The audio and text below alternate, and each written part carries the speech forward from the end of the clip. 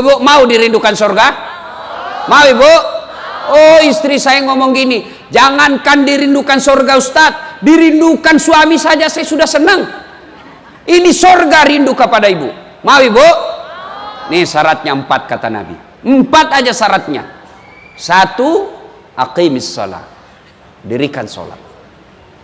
Kenapa Nabi mengkhususkan sholat ini kepada kaum perempuan? Karena setelah pelajari, memang paling banyak perempuan melalaikan sholat dalam kondisi-kondisi tertentu. Apa itu? 1, pesta pengantin. Banyak sekali perempuan tidak sholat gara-gara pesta. Kok bisa Ustadz? Nih mukanya dikira tembok, coklat, biru, abu-abu, krem. Alisnya dicukur, bukan dicukur, dicabut. Akhirnya, lebih tebal di sini dari sini, dicukur lagi sini. Habis. Jangan ketawa, saya serius ini bu. Yang sudah TV salisnya. Itu Nabi jelaskan laknat Allah mereka yang mencabut dan mencukur alisnya. Anda usah lihat temanmu. Ayo, nih banyak nih. Sekarang perempuan banyak palsu. Bulu mata panjang palsu, bibir merah palsu, mata biru palsu, bibir merah palsu, pipi biru palsu, pantat gabus. Ayo, kapan lagi kondisi perempuan banyak ndak sholat? Setelah make up. Ini kan ibu-ibu nih yang tebal-tebal make upnya. Dengar ini bu, kalau sudah masuk waktu sholat dia pergi wudhu, tapi karena dia sayang ini bedaknya, maka wudhunya cuma begini. Beleng-beleng. Kan dia takut ini. Ibu dengar, kalau ibu pakai make up tebal dan ibu wudhu tidak tersentuh kulit pipinya, tidak sah wudhu. Wudhu tidak sah, otomatis tidak sah sholatnya. Maka kalau ibu pakai make up, kasih dulu tisu basah, lepaskan semua. 200.000 Ustaz. Sudah baru wudhu. Jadi bagaimana caranya Ustaz supaya kita make up wudhu tetap sholat? Wudhu dulu ibu. Sudah wudhu baru make up. Setelah itu tahan kentut. Biar ibu sudah wudhu, kentut batal. Dia bilang kalau lepas Ustaz ndak habis, tetap batal.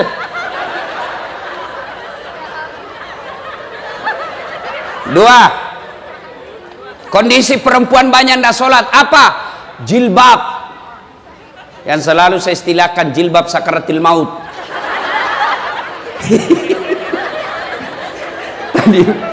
Tadi pagi saya di mana ya ceramah itu, di Bekasi kayaknya. Wih, ada ibu-ibu, saya sambil ceramah dia di depan saya bilang, saya bayangkan bagaimana caranya dia pakai ini jilbabnya ya. 3 lapis ibu, kuning biru, dikasih miring lagi sedikit. Ngapain lagi kok kasih miring? 17 jepitannya, pentulnya 7. Ini pentul yang biasa jadi korban kita laki-laki. Dia simpan di kursi begitu. Apa ini pentul ini? Saya tadi ini wallah tadi saya duduk ada pentul. Langsung semua ibu-ibu lagi nih sebarkan pentul ini. Jangan ketawa, saya serius ini. Nah, pasang jilbab 3 lapis. Ada lagi kayak pohon di belakang. La haula wala quwata illa billah. Bajunya sempit, roknya sempit. Dia bilang suaminya, buru-buru ibu ketinggalan, tunggu sedikit bang. Beleng-beleng. Apa yang begini? Ibu-ibu katanya perempuan hijrah, kok jilbabnya masih sempit, jalannya repot. Coba kalau jilbabnya legulo, lari. Ya, 1, 2, gara-gara pakaian. Saya begitu terharu melihat ada perempuan tokoh masyarakat, suaminya pejabat, kaya pula, bangsawan, cantik, ke pesta pengantin. Jilbabnya sekedarnya, maka dia akan menjadi contoh teladan buat ibu-ibu yang lain. Begitu dia lewat, semua orang kagum. Wih, kaya lo tuh, paling kaya itu di komplek. Wih, iya kak, iya. Wih, bajunya sederhana ya. Orang cerita baik. Ini pengangguran, ngontrak-ngontrak, rumah kehujanan, banjir pula. Kalau pergi pengantin kayak dia paling kaya. Selesai acara ini bu, yuk evaluasi jilbabnya. Ya, jangan lagi pakai jilbab yang repot. Coba kalau ibu pakai jilbab yang segitiga saja, kasih peniti, selesai. Makanya istri saya itu saya kasih tahu, kalau kau lama pakaian, saya mau pergi pengantin, goodbye. Repot kami, sudah kau dibelikan mobil, dibelikan bensin, sedangkan sopir, kau suruh lagi kita menunggu. Jangan ketawa, serius saya ini bu.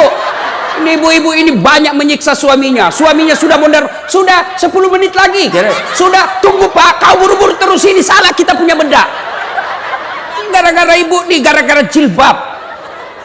1, 3. Kapan lagi perempuan banyak tidak sholat? Selesai haid 5 hari tidak sholat, kenyamanan 5 hari, dia tambal 1 hari.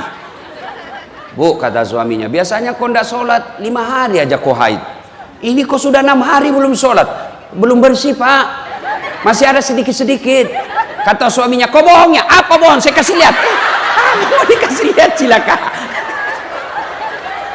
4. Kondisi apa lagi perempuan banyak tidak sholat? Apa?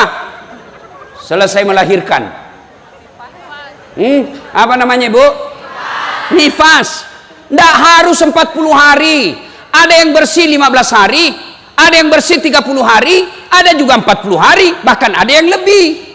Sampai karena pahamnya salah, tidak paham agama, begitu dia melahirkan, suruh suaminya beli. Kau pergi beli mie bungkus, mie rebus, 40 bungkus. 1 hari 1 ya. Begitu habis, bersih. Tidak harus 40 hari. Kalau ibu bersih 30 hari, bersihnya pada saat itu mulai sholat. Ibu misalnya haid atau nifas, jam 8 malam, ibu merasa sudah bersih. Kau toilet, rasanya sudah bersih. Maka ibu sudah wajib mulai sholat isya. Bu, saya yakin ibu semua sholat. Ya, saya yakin ibu semua sholat. Cuma yang jadi masalah, sholatnya tidak bisa khusyuk. Padahal Allah sudah jelaskan, qad aflahal mu'minun, beruntunglah orang-orang mukmin. Siapa orang mukmin beruntung? Alladzina hum fi salatihim khashi'un. Mereka yang khusyuk dalam sholatnya. Kita 30 tahun sholat tapi tetap gosip. Kita 30 tahun sholat tapi tidak bisa lepas dari riba. Kita 30 tahun sholat tapi suka durhaka sama suami. Kok ada apa? Padahal sholat menjelaskan, mencegah kita dari perbuatan keji dan mungkar. Saya 30 tahun sholat Ustaz, kok tidak mau berhenti gosip? Berarti ada masalah dengan sholat ibu.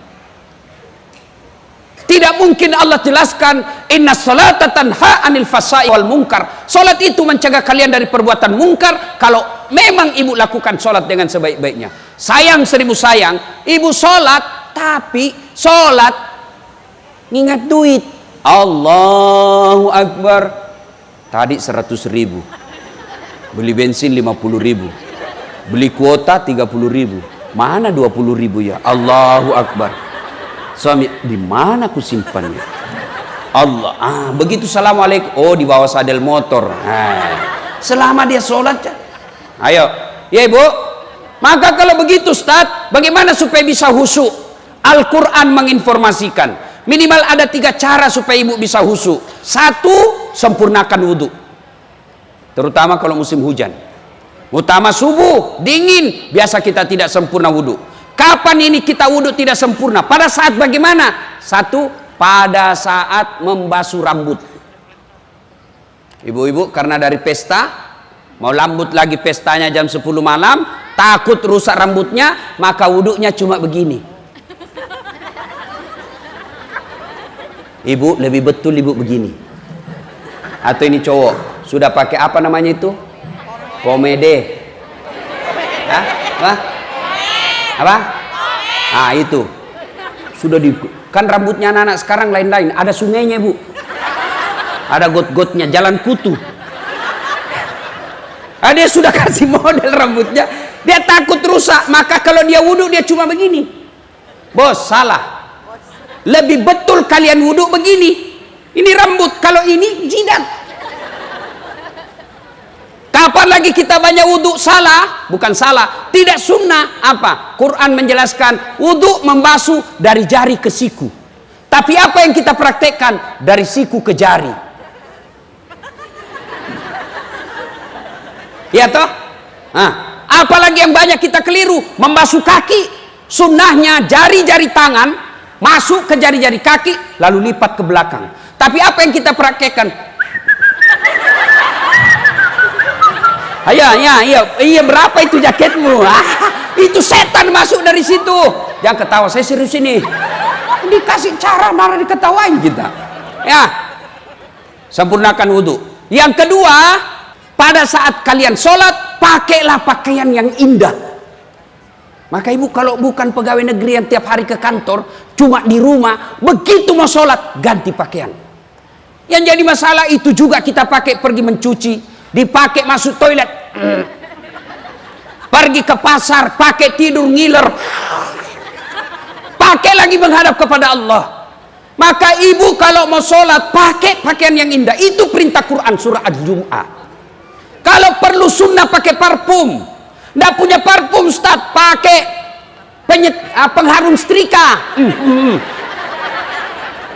Apa namanya Bu? Iya itu. Pakai. Dan yang ketiga cara bisa khusyuk, bayangkan kalau itu sholat adalah sholat kita yang terakhir. Tapi menurut ulama, bagaimana cara supaya bisa khusyuk? Satu, ketika sholat jangan terlalu banyak gerak. Biasanya kita sholat kan banyak sekali gerakannya. Allahu Akbar.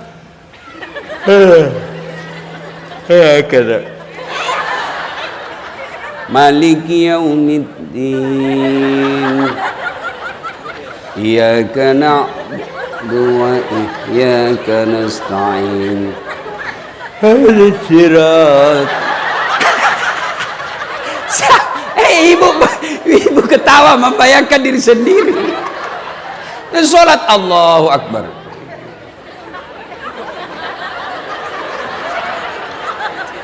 Mode silent dia pakai. Allah.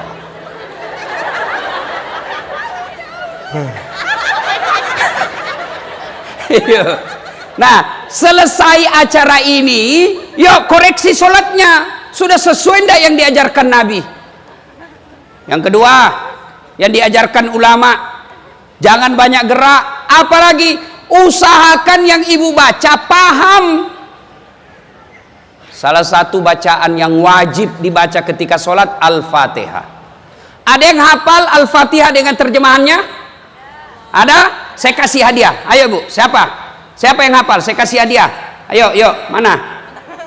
Hadiah. Ayo, cepat. Ayo, mana? Ayo. Sini. Sini, cepat. Mana? Ayo, hadiah 2 lembar. Mana yang cepat datang? Ayo. Hadiah. Mati kita. Ayo, maju semua dapat hadiah. Mana? Hari untung.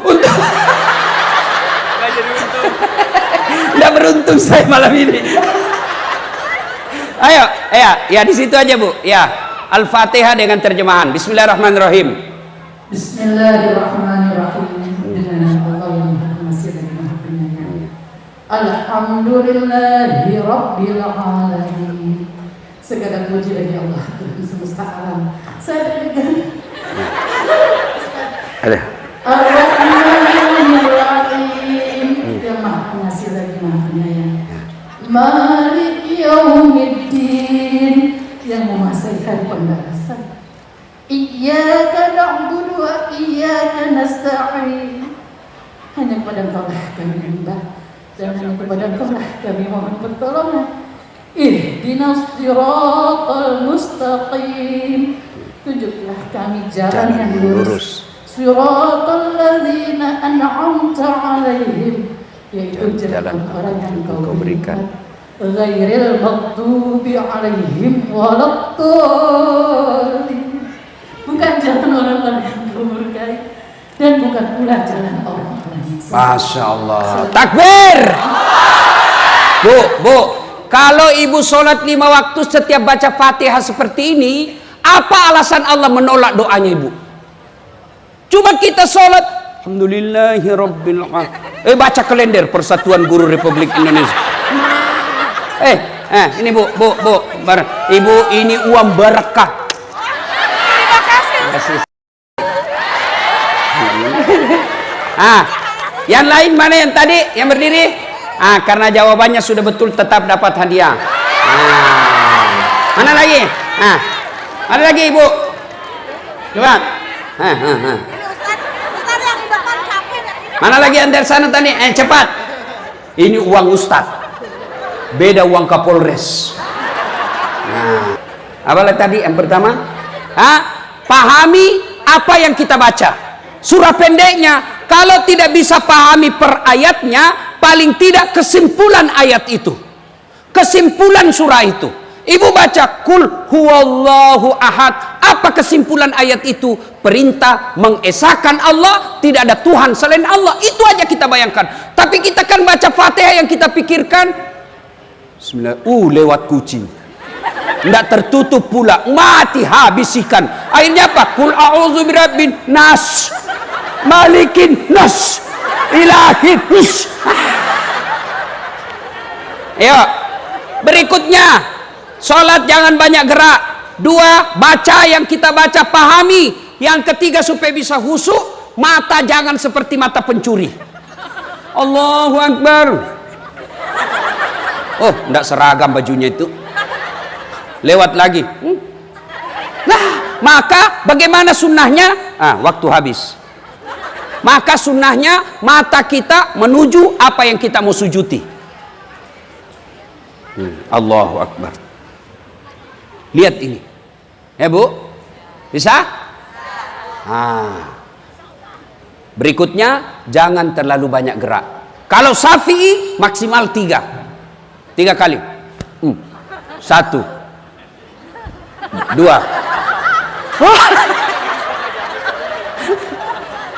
Ya, 1, mau dirindukan surga, dirikan sholat. Yang kedua, wasiamu Ramadan, berpuasa di bulan suci Ramadan. Saya yakin ibu semua puasa Ramadan. Maka karena waktu terbatas. Yang ketiga, menjaga harga diri. Bagaimana cara perempuan menjaga harga diri? Tolong berpakaian yang islami. Mana pakaian yang islami? Bukan sekedar tutup aurat. Yang kedua, jangan mempertontonkan lekuk-lekuk tubuh. Banyak perempuan sekarang pakai jilbab tapi sempit. Kalian menyiksa kami laki-laki. Kalau ibu pakaian sempit, nih. Sama kan? Apa bedanya? Sama lekuk-lekuknya. Apalagi ibu pakai coklat, sama kulit itu. Kami laki-laki yang tersiksa. Dilihat dosa, tidak dilihat barang bagus. Maka ibu tolong berpakaian yang islami, jangan mempertontonkan lekuk-lekuk tubuh. Yang ketiga, cara menjaga harga diri seorang perempuan, jangan pernah keluar rumah tanpa izin suami. Pak, saya mau pergi pengajian. Pengajiannya baik, tapi pasca setelah pengajiannya salah. Sudah pengajian, suaminya belum pulang, WhatsApp di grup. Yuk, ketemu di PI. Pergilah ke Plaza Indonesia. Sudah itu, suami kita kan belum pulang. Lanjut nonton deh. Nonton lagi, sampai sore. Padahal isinya pengajian 1 jam. Ibu pengajian baik, tapi karena mengkhianati perjanjian pergi pengajian, akhirnya ibu lebih banyak dosanya daripada pengajiannya. Dan yang keempat, wanita yang dirindukan surga adalah menaati perintah suami. Ini agak berat. 1, 2, 3 gampang, tapi ini yang perintah suami yang sulit. Bu, mau masuk surga? Mau masuk surga? Taati perintah suami. Bu, mau tahu? Ada 4 perempuan menjadi penghuni api neraka. 4 perempuan, jenis perempuan penghuni api neraka. Siapa mereka? 1, mereka yang suka maki-maki suaminya. Dengar ini, Bu. Ibu marah, boleh. Marah sama suami, manusiawi. Bang, tak kusangka kau begini, Bang. Kutinggalkan orang tua di Jawa. Saya datang ke Jakarta ini ngikut sama kamu, Bang. Kau tega-teganya kau sembunyikan duitmu. Boleh marah seperti itu. Tapi yang tidak boleh maki-maki suami. Memang kau goblok. Sama aja opakmu. Tahu begini cilaka kau. Ibu masuk neraka. Jangan ketawa, saya serius. Marah sama suami boleh, tapi tidak boleh maki-maki apa sampai melibatkan orang tuanya. Memang kau goblok. Suami macam apa kamu? Sudah gendut, malas, kuat makan. Sama aja bapakmu, pulang kampung kau goblok. Ibu biar sholat, penghuni api neraka.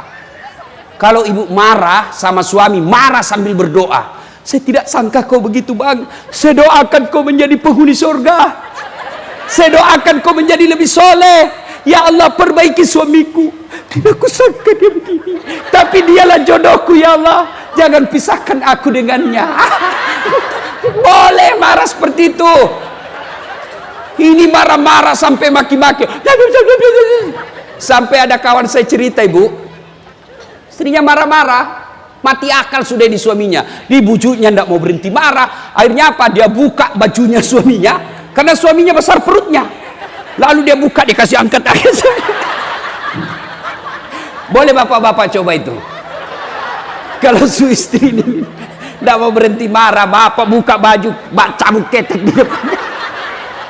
Kalau dia masih marah, berarti istri kita lagi kesurupan. Ibu ya.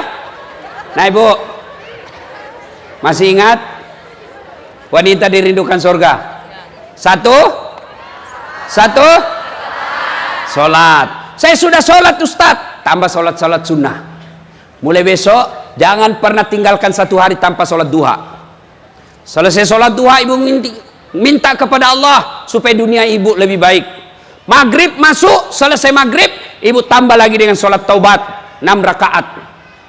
Tengah malam tidak bisa tidur, ibu lanjutkan dengan sholat hajat. Nih adik-adik nih yang cewek-cewek ahwat, masih ada yang jomblo fisabilillah? Mana? Silakan daftar sama saya. Saya panitianya. Ini banyak jomblo-jomblo fisabilillah di sini. Ya, berikutnya sudah sholat, apalagi? Apa? Puasa Ramadan. Sudah Ramadan, tingkatkan dengan apa? Senin Kamis.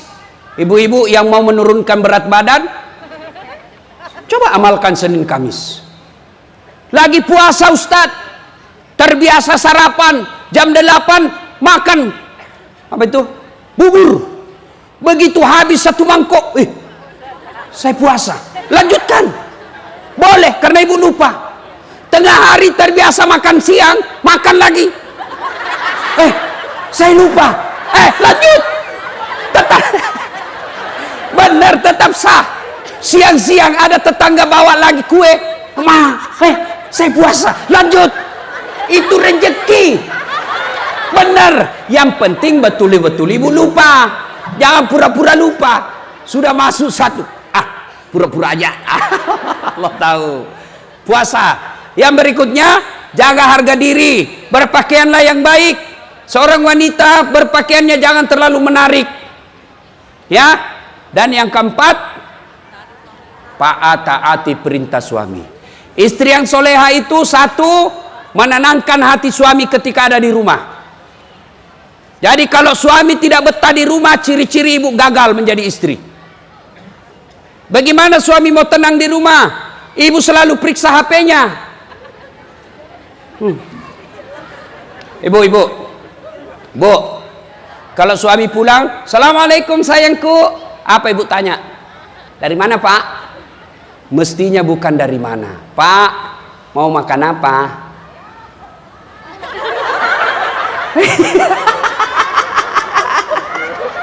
Coba, kan enak perasaan kita. Pulang, sayangku, bila kamu di sisiku, hati rasa syahdu. Oh, tenang perasaan suami. Masuk dapur marah-marah karena berantakan dapur, ibu peluk lagi sambil menyanyi. Insaflah wahai manusia. Tenang perasaan. Ini pulang suaminya lagunya apa? Yo ayo, kesurupan, putar ke kiri. Apa beleng-beleng? Enak kita lagunya. Suami kita lagi bermasalah nih, rugi, ndak usah dimarah-marahi. Memang kau goblok, bisnis keliru, ngojek dicuri motornya, ndak ada yang kau tahu. Jangan begitu. Coba kalau suami gagal berbisnis, ibu duduk-duduk di sampingnya sambil menyanyi.